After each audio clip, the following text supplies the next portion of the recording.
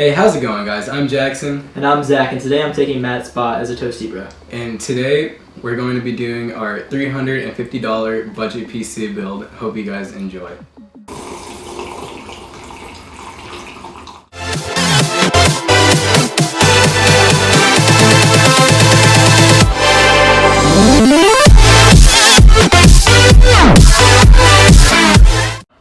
Alright, so we're going to go ahead and start naming off all the parts for you guys. We're just going to do a little basic overview because you guys will see more of these once we actually start building it. So to start off, we got a micro ATX motherboard. It's a 78LMT, has some USB 3.0 ports on it. I actually did a review on this motherboard already, and that board fried. If you guys saw the toasty server, yeah, that one fried, so we ended up getting another one. But it was a pretty bulletproof board until we messed up and fried it. Now Zach's going to show you guys the RAM that we got. For RAM, we got two 4GB sticks of Ripjaws, 1600 megahertz. So yeah, it's good RAM. It looks nice too. Alright, and for the graphics card, we got an MSI 7770. So this is a Radeon card, and this was actually one of my old cards that I had in one of my builds, and I can tell you it runs really good. For processor, we got AMD 6-core 6300. It's 3.5 gigahertz, and it's really overclockable. Okay, and for the hard drive, we went pretty basic. We just got a 1TB drive. It's a Seagate Barracuda drive, pretty equivalent to the Western Digital Blue. They're both good drives, so we chose that one. For the power supply, we got an EVGA 430 watt. Alright, and so let's go ahead and unbox the case, because that's actually a pretty cool part of this build, and it's in a box, so we're going to unbox it. Alright, so now the unboxing portion. So this is a DIYPC case. As you can see, it's a Cuboid-R. So it's going to be one of those cube looking cases. Zach's struggling right now. Dude, it's hard to pull out. Dude, just pull out. Pull out. I'm going to knock over our hot chocolate. Right. We don't want any messes today. Let's see if we can get some styrofoam off. Ooh, so I like the color scheme right off the back. It's pretty nice. Nice and slick. Yeah, it is. Alright, let's get this crap off. Yeah, just rip it. Dude, I'm too lazy to get the box cutter, okay? Here, if you want to pick it up, I'll pull down on the styrofoam. Oh, it has a see-through panel. Look at that. Yeah. So It's props see-through on to both sides. Yeah, props to Zack for this case. It's pretty cool. Yeah, there's see-through panels on both sides. That is a huge, like, it looks like you can. Looks like a pop-open top. Oh, yeah, is it? Yeah. Oh, look at that. Two 120. I think it's 120mm fan. It is. Spots. Back here we got a fan pre-installed. It's also 120. Here we got spots for if you want to do some water cooling. It is a micro ATX case. Yeah, it's actually. I mean, it's fairly. It's not too small though. Yeah. Nice looking power and reset button. Got SD and micro SD card reader.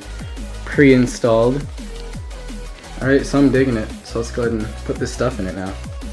Alright, so we're pulling out one of the hard drive bay slots, and you can see that it's kind of cool. They put the hardware in that slot, so let's see what we got in here.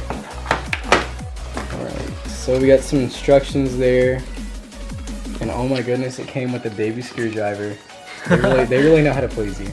And then all the other, like we got some cable ties to do some cable management, all the screws and everything that we'll need.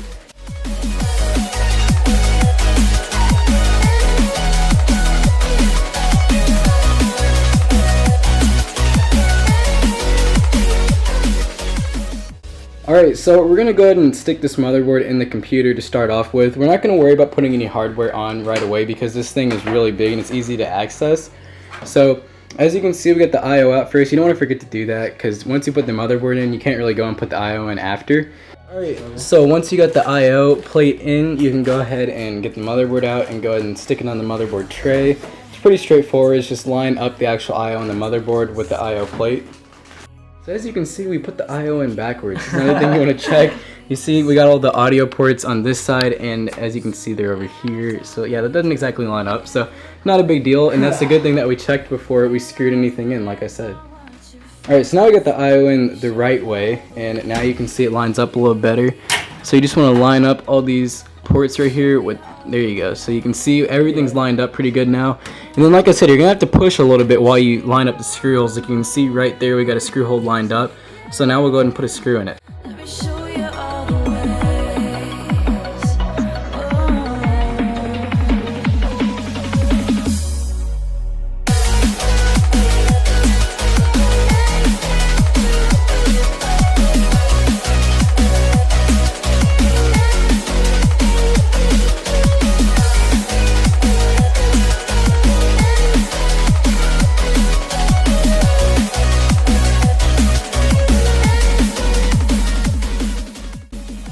Alright, so now I'm going to go ahead and plug in all the interface stuff that comes on the case. So we got like reset switch and power button and the USB ports and all that. So you got to try and figure out which one goes to which. It's not too hard. It's like your blue one will be your USB 3.0. That'll usually have a little casing around it like this. And so you got to line up which direction this goes, and then you just plug it in, and you just do that with all the other ones. Alright, so next we're going to be putting in the power supply. So this is that EVGA 430 watt power supply. So you got to go ahead and take everything out of the package, of course, which should be pretty straightforward. For people like Zach, it might take a few minutes. I was trying to go slow for the video. Right. That's a pretty nice looking power supply. Now your power supply usually has 4 to 5 screws that go into it, so now we're going to go and screw those in.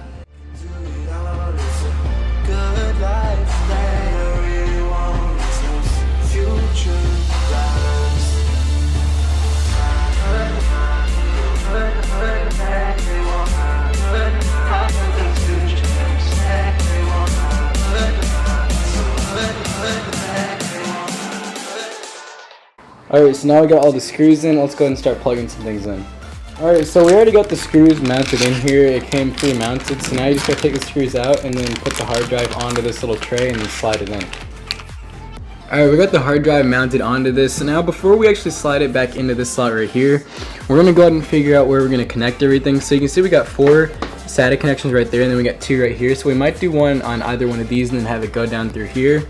And then we also need to do a SATA power cable. So what we'll do is we'll plug those in before we slide this back in, so it makes it a little easier on us.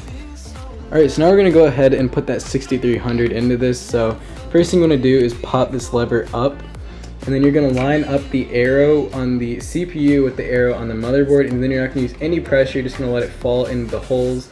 And yeah, let's see if it lined up there. So once again, Zach did not line it up. See, there you go.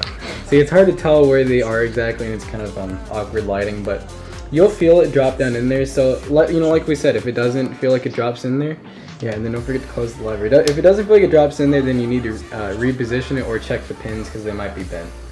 Alright, so for the CPU fan, as you can see, this is the stock AM3 cooler. And it's pretty simple how it goes. What you want to do is you want to put this side of the latch on first onto this, and then you're going to fit this side onto it, and this side is what actually makes it tight. So I'm going to do it this way. So let's go ahead and put this side on first, like I said. You can barely see what I'm doing, but alright, so we got that side latch on, and now you're going to kind of slowly set it down onto the CPU. Now this does come pre-applied with thermal paste. Just to make that clear to some of you guys. Alright, so now you can see we've got both sides on. So now what we're going to do is go ahead and hit this latch right here. And then you're going to kind of feel it put some pressure on there because you do want to have really good contact. And then we're going to plug in the actual fan into the CPU fan header. And it's pretty simple to put that in. It lines up and everything. And so there you go. You got the CPU ready to go. Alright, so Zach is putting in the second stick of RAM. So as you can see, he's going to put each one in a gray slot because this is dual channel. So typically you want to try and do opposite DIMMs. So he's doing DIMM 1 and 3 or something like that, or it's DIMM 2 and 4. But we will find that out once we go into the BIOS. So as you can see, we have the dual channel memory put into place, and that's pretty simple. Alright, so he has 2 fans that are pre-installed in this case. So we're going to go ahead and plug those in. You don't want to forget to do that. So, jet turbine. Yeah, this one's like massive. I've never seen a fan that big. I think it's a 240 millimeter. It might even be bigger. Like, look at it compared to my hand. And then like this. Okay, so this fan right here is a 120 millimeter. Like that's a big fan. But then look at this one. This is, I don't even know what size it is. Alright, so as you can see, Zach's going to use the 3-pin that he has. It's also a Molex connection, but the problem with Molex is you can't control the fan speed. So he's going to find a 3-pin header on the board if he can, and he's going to find one. Okay, so last but not least, we're going to go ahead and put in this graphics card. So this is a Msi Radeon 7770.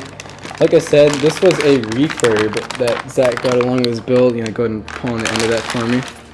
As you can see, that's actually really nice looking. It's pretty much brand new. So we're going to plug that in. Now this graphics card does require some external power, so make sure you have that on your power supply. And then you're going to have to figure out which one of these you're going to have to take out for it to line up. So we're going to go ahead and test that. Alright, so now we're taking these out because this graphics card does use 2 of these slots. So once you get the screws loose, you can just take them out from the inside. And you're going to want to save those screws because you're going to use those to actually hold down the graphics card itself. and you'll see why in just a second. This actual case, I just realized, it has one of these little locking mechanisms where it basically just locks it down to where you don't even have to use the screws if you didn't want to. Kind of a cool little feature. It's like a child lock, you can see. So your children don't steal your graphics card. So now you're going to want to line up the graphics card with the slot, the PCI slot, and then now you can see it's in. So that's pretty straightforward. Let's go ahead and tighten this back down. And let's go ahead and put the screws where the graphics card goes.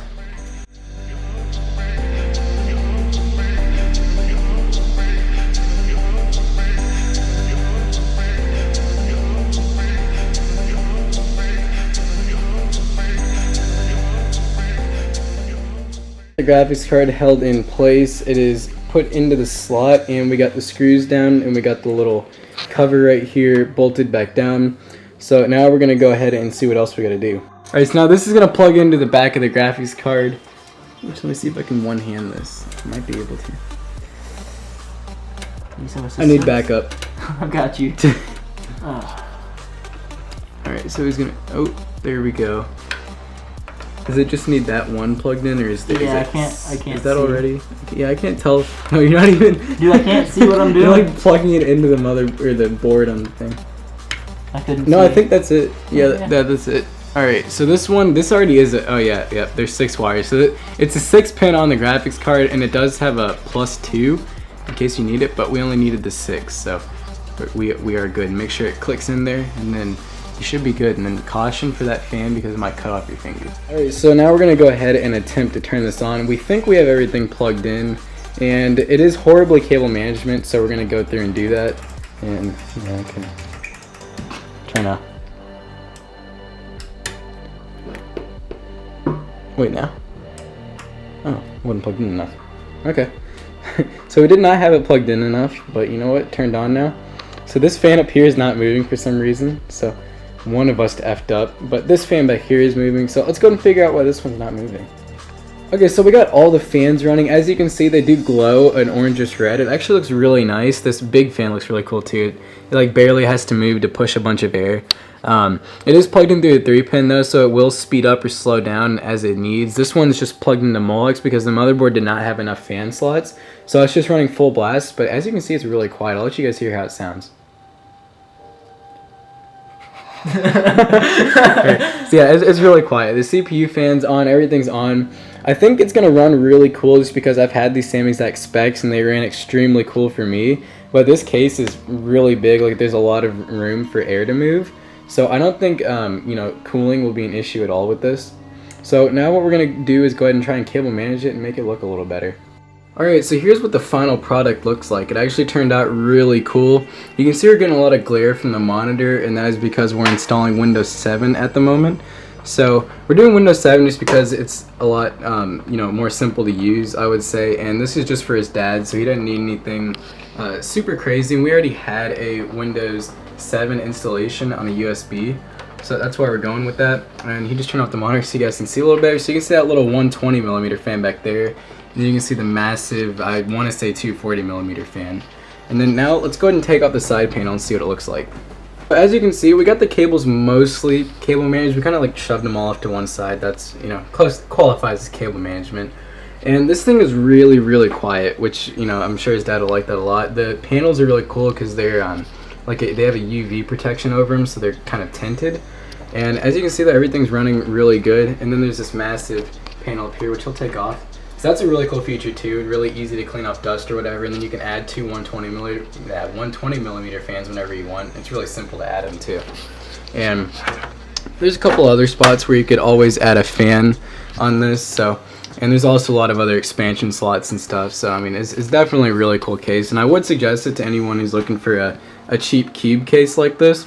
And it is really light too, just also putting that out there. Okay, so you know we wouldn't leave you guys without some gameplay, so we got some Far Cry 3 here. A little bit of a throwback game, but it does have really good graphics, so we're just going to play with the optimal settings.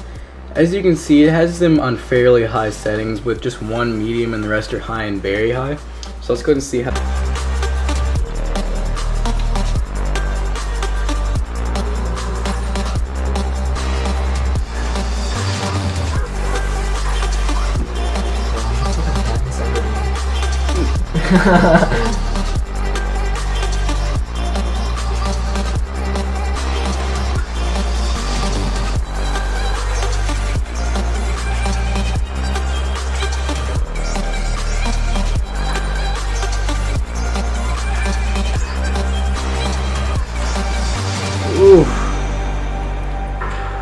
here the doing dirty nothing kill but my feed. bow. So we hope you guys enjoyed this 2016 $350 budget PC build, and stay tuned for more stuff like this in the future.